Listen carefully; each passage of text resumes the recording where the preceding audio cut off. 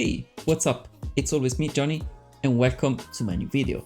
Today, we're gonna talk about, as you already saw from the title, this macro mode on the iPhone 14 Pro Max. And this is valid for this newest iPhone, in this case, the Pro Max, but also the 14 Pro, of course. But also you can use this trick, we can say, on the 13 Pro and 13 Pro Max because they work pretty much in the same way. As you may know, the macro mode, it just enables by itself if you didn't disable the option on the settings. So I will show you right now how to first get into manual mode the macro mode. So first of all, you have to go in settings, of course, scroll just a little bit down until you will find the camera option right here. You click it and then you scroll all the way down and you will find this switch right here. So macro control. And what it does, of course, it is enabling the macro control. So you can see right here, this toggle on the left side. So this little flower.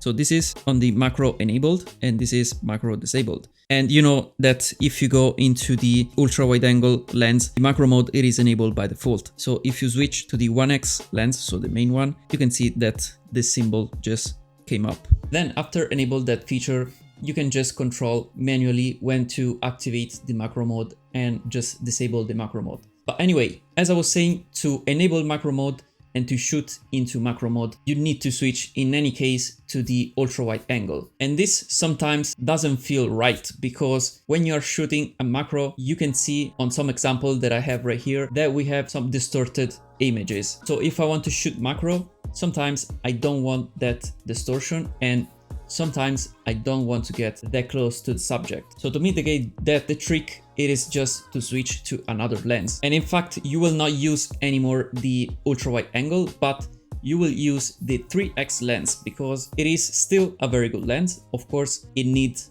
a lot of light because if you are shooting in the dark, maybe it is better to shoot still in the ultra wide angle. But if you are shooting in the light, so in the daytime, some images, in my opinion, are just better if you use the 3x lens. So I have some example right here, as you can see, and in some cases, I prefer the results with the 3x lens. Of course, the ultra wide angle will be just a better lens in most of the situations because it is, of course, a macro lens.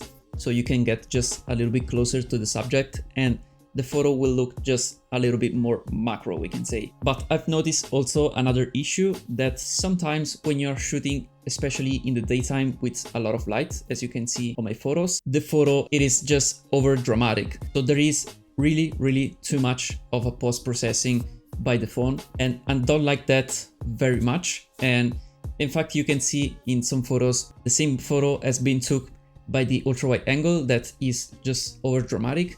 And the 3x lens, it is just a simple photo with no over sharpening, with no over processing. It is just a more natural look. So my tip is just evaluate the situation of the photo.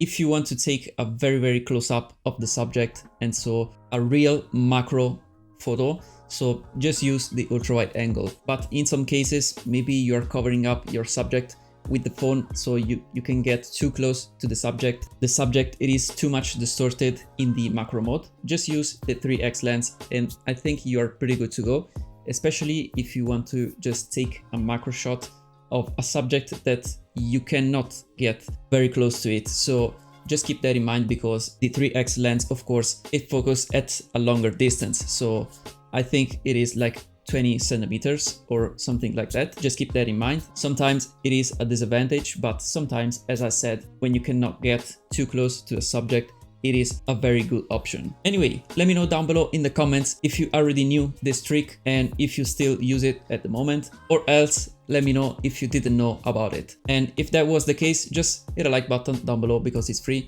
and also subscribe to this channel if you haven't already because it will be very useful to me to understand you have liked this video and also you like my channel. So that was pretty much it. Thank you for watching this video. Stay tuned for the next videos, some tips like this, and I will see you in my next one.